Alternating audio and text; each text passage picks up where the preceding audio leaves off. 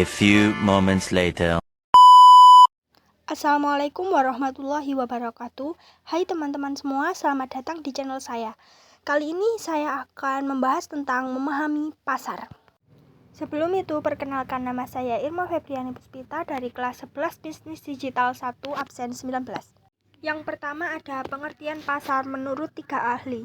Yang pertama, Adam Smith. Pasar adalah tempat di mana penjual dan pembeli bertemu untuk melakukan transaksi jual beli barang dan jasa dengan alat tukar uang. 2. Philip Kotler. Pasar adalah kumpulan pembeli aktual dan potensial dari suatu produk atau jasa. 3. Kunto Wijoyo.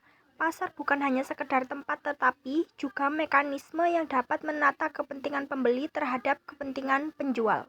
Kesimpulan pasar dari 3 ahli yaitu pasar adalah tempat atau mekanisme yang mempertemukan penjual dan pembeli untuk melakukan transaksi jual beli, yang juga dapat diartikan sebagai kumpulan pembeli potensial suatu produk atau jasa.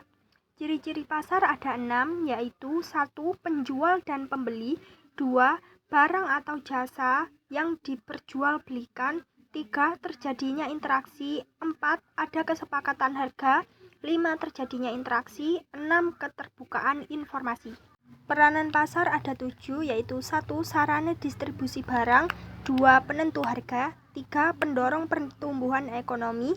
4. Sarana pemenuhan kebutuhan. 5. Meningkatkan kesejahteraan masyarakat. 6. Menjalin hubungan sosial ekonomi.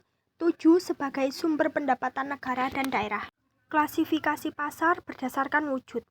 Pasar fisik langsung antara penjual dan pembeli, contohnya pasar tradisional, mal, dan toko retail. Pasar non-fisik, tempat jual beli barang secara online, contohnya Tokopedia, Shopee, dan Lazada. Berdasarkan jenis ada 2. 1. Pasar barang konsumsi, pasar yang menyediakan barang yang digunakan untuk memenuhi kebutuhan sehari-hari, contohnya pasar makanan, pakaian, dan elektronik.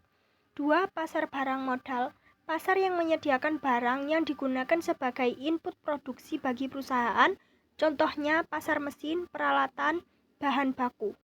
Berdasarkan luas jangkauan ada 3. Pertama, pasar lokal, pasar yang beroperasi di wilayah lokal atau daerah tertentu, contohnya pasar tradisional di suatu kala. 2. Pasar nasional, pasar yang beroperasi di seluruh wilayah negara, contohnya perusahaan retail yang memiliki cabang di seluruh Indonesia. 3. Pasar internasional, pasar yang beroperasi di seluruh dunia, contohnya perusahaan multinasional seperti Apple dan Samsung.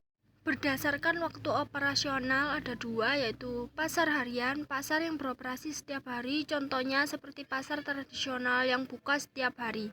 2. Pasar minggu, pasar yang beroperasi secara berkala atau setiap minggu, contohnya pasar minggu di suatu kala. Berdasarkan struktur pasar ada 2. 1. Pasar persaingan sempurna, pasar yang memiliki banyak penjual dan pembeli tapi tidak ada satu pihak pun yang dapat mengontrol harga, contohnya pasar sayur.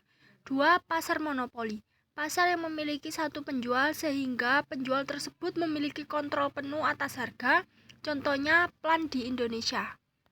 Nah, yang tadi itu merupakan informasi terakhir yang saya ketahui tentang pasar. Terima kasih.